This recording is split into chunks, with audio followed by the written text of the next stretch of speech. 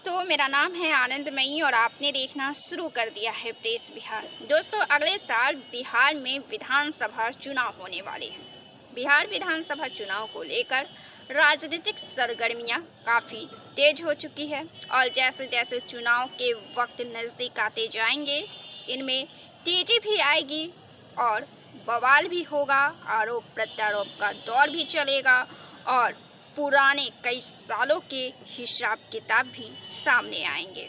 महागठबंधन जहां नीतीश कुमार पर आरोप लगाएगी, बीजेपी पार्टी पर निशाना साधेगी, तो वहीं बीजेपी पार्टी लालू यादव के शासनकाल को निशाना बनाकर जनता के सामने उन्हें फिर से पुनर्जीवित करने की कोशिश करेंगे। वे लगातार जनता को उन दिनों की याद दिलाने की कोशिश करेंगे और करते रहे हैं। नीतीश कुमार भी अब हाल ही में महिलाओं के साथ संवाद यात्रा पर निकलने वाले हैं। झारखंड में और महाराष्ट्र में जिस तरह से महिलाओं के बदौलत सत्ता में वर्तमान सरकार ने फिर से वापसी की है और उसी तर्ज पर एक बार फिर से दिल्ली की सरकार भी वापसी करने के लिए महिलाओं के खाते में 1,000 रुपया देने का ऐलान किया है। 18 साल से अधिक उम्र की सभी महिलाओं के खाते में दिल्ली की सरकार अरविंद केजरीवाल भी 1,000 रुपये डालने वाले हैं और देखना यह होगा कि इस कदम से दिल्ली की सरकार क्या वापस सत्ता में आ पाती है।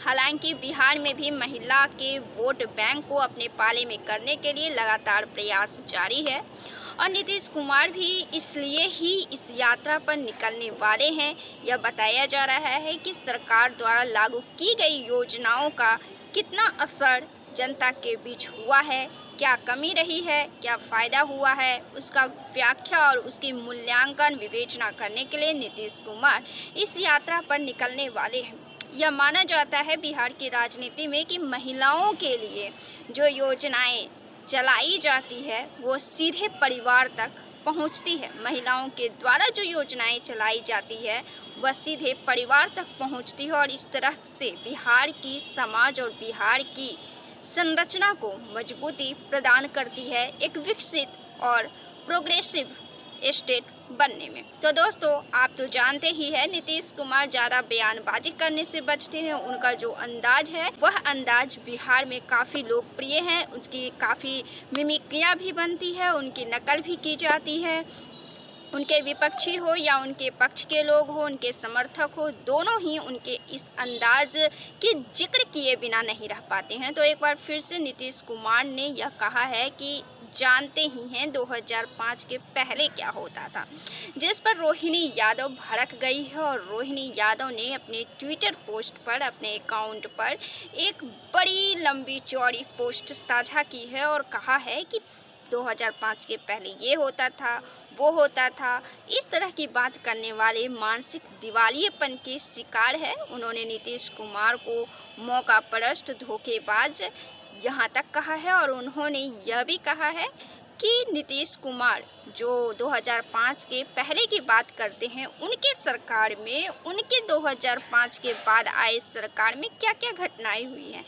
रोहिणी आचार्य ने उसके बाद के तमाम चीज़ों पर काफ़ी वर्क किया है और उसे एक लंबी पोस्ट के जरिए साझा किया है, एक लंबी सूचियाँ डाली है 2005 से लेकर 2024 तक के हुए घटनाक्रम में और इस क्रम में उन्होंने कुछ घटनाओं का जिक्र किया है और नीतीश कुमार के रवैये का जिक्र किया है, राजनीति की उन चीज़ों का जिक्र किया है जो महागठबंधन पर अटैक करती हैं, तंज कसे हैं, हमले किए हैं और एक लंबी पोस्ट साझा की है। रोहिणी आचार्य ने जो लंबी पोस्ट साझा की है। तो दोस्तों, रोहिणी आचार्य की इन बयानबाजियों के बाद, इस हमले के बाद बीजेपी कैसे चुप रह सकती है।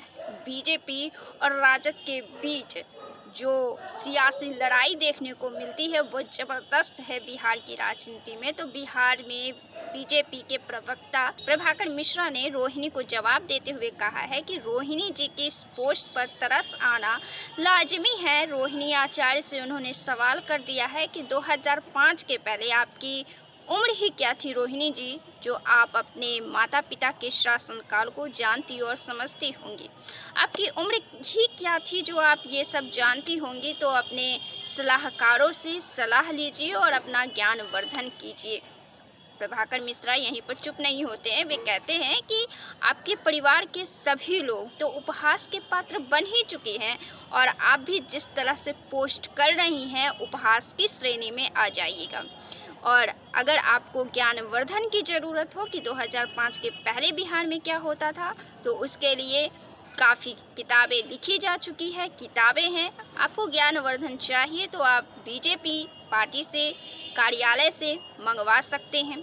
और दोस्तों, रोहिणी आचार्य पर प्रभाकर मिश्रा यहीं पर नहीं रुकते हैं। वो उन पर अटैक करते हैं और कहते हैं कि आपकी उम्र क्या थी जो आपको मालूम होगा। आपके माता पिता के शासनकाल को तो बिहार की जनता जानती है। बिहार की जनता ने जो उस दौर को जिया है, महसूस किया है और अब तक जो उनकी व्याख्या करते हैं, अपनी घटनाओं को याद करते हैं, उनसे उनका ज़हन सिहर जाता है। तो दोस्तों, इन तमाम मुद्दों पर आरोप प्रत्यारोप और बहसबाजी शुरू हो चुकी है और ये बहसबाजी तीव्र होंगी जैसे जैसे विधानसभा चुनाव आने वाले हैं। दोस्तों, प्रभाकर मिश्रा ने रोहिणी आचार्य पर कड़ा अटैक कर दिया है। आपको बता दें कि रोहिणी आचार्य इस बार लोकसभा चुनाव में मैदान में उतरी थी, लेकिन उन्हें हार का सामना करना पड़ा। रोहिणी आचार्य इससे पहले बिहार की जनता के बीच चर्चाओं में तब आई थी जब उन्होंने अपने पिता को किडनी दान दिया था और इस किडनी दान में बिहार का पूरा प्यार, पूरा सम्मान उन्हें मिला था। खुद बीजेपी पार्टी के कई नेताओं ने उनकी खुले दिल से तारीफें की थी, लेकिन लोकसभा चुनाव में उतरने के बाद उन पर भी कटाक्ष होने लगे, उन पर भी हमले होने लगे और उन्हें भी एक राजनीतिक प्रतिद्वंदी के तौर पर लिया जाने लगा। हालांकि उस दौरान यह भी काफ़ी आरोप लगे कि सिंगापुर से रोहिणी आचार्य कितना बिहार की जनता की सेवा कर पाएंगे और वे अगर मैदान में उतरी हैं तो सिर्फ और सिर्फ अपने लालू यादव, अपने पिता के वजह से उतरी है, वरना राजनीति में उतरने वालों को तो 5 साल पहले से मेहनत करनी पड़ती है। उन्होंने तो सिंगापुर से आई और चुनाव मैदान में कूद गई। दोस्तों, इस दौरान उनका काफ़ी इंटरव्यू भी हुआ था और काफ़ी लोगों का प्यार भी मिला था। महिलाओं ने उनके ऊपर फूल भी बरसाए थे और महिलाओं का भी काफ़ी प्यार मिला था, लेकिन इस चुनाव में उन्हें काफ़ी हार का सामना करना पड़ा। बहुत अधिक वोटों से नहीं, लेकिन फिर भी उन्हें हार का सामना करना पड़ा। और इस चुनाव में यह देखा जा रहा था कि क्या रोहिणी आचार्य को, जहां बिहार की जनता ने उन्हें इतना सराहा, इतना सम्मान किया, उनके आदर्शों को सम्मान किया कि उन्होंने अपनी एक किडनी पिता को दान कर दी, लेकिन इससे बिहार की जनता इतना प्रभावित नहीं हो सकी कि वो इस चुनाव को जीत सके। हालांकि रोहिणी आचार्य अपनी पार्टी तेजस्वी यादव, लालू यादव को लेकर ट्विटर पर काफ़ी एक्टिव रहती है और बिहार की राजनीति पे बीजेपी और नीतीश कुमार को घेरती रहती है। तो दोस्तों, आपके हिसाब से आप रोहिणी आचार्य को कैसे नेता के तौर पर देखते हैं? अपना जवाब कमेंट बॉक्स में जरूर दें। वीडियो को लाइक करें, शेयर करें और चैनल को सब्सक्राइब जरूर से करें। बहुत बहुत धन्यवाद।